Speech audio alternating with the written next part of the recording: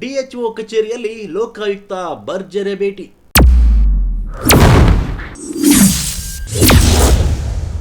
Bill pass ಮಾಡಲು ಏರಿಸಬೇಕು ಇವರಿಗೆ ಲಂಚದ ನಶೆ.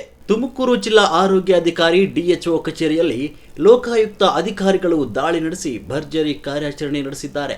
ಬಿಲ್ ಪಾಸ್ ಮಾಡಲು 30,000 ಲಂಚ ಕೇಳಿದ ಆರೋಪದ ಮೇಲೆ ಕೇಸ್ ವರ್ಕರ್ ಅರವಿಂದ್ ಅವರನ್ನು ಟ್ರ್ಯಾಪ್ ಆಪರೇಷನ್ ನಲ್ಲಿ ರೆಡ್ ಹ್ಯಾಂಡ್ ಆಗಿ ಹಿಡಿಯಲಾಗಿದೆ. ನೊಂದ ವ್ಯಕ್ತಿಯೊಬ್ಬರು ಲೋಕಾಯುಕ್ತರಿಗೆ ದೂರು ನೀಡಿದ ಹಿನ್ನೆಲೆ ಈ ದಾಳಿ ನಡೆಸಲಾಗಿದೆ. ಲಂಚ ಸ್ವೀಕರಿಸ್ತಾ ಇದ್ದ ವೇಳೆ ಆರೋಪಿಯನ್ನು ಬಂಧಿಸಿರುವ ಲೋಕಾಯುಕ್ತ ಅಧಿಕಾರಿಗಳು ಪ್ರಕರಣ ದಾಖಲಿಸಿ ಮುಂದಿನ ತನಿಖೆ ಕೈಗೊಂಡಿದ್ದಾರೆ.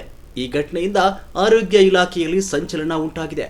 ಇನ್ನಷ್ಟು ಅಧಿಕಾರಿಗಳ ಸಂಪರ್ಕ ಇರುವ ಸಾಧ್ಯತೆಯ ಬಗ್ಗೆ ಅನುಮಾನ ವ್ಯಕ್ತವಾಗಿದ್ದು, ಈ ದಿಕ್ಕಿನಲ್ಲಿ ಕೂಡ ತನಿಖೆ ಮುಂದುವರೆದಿದೆ.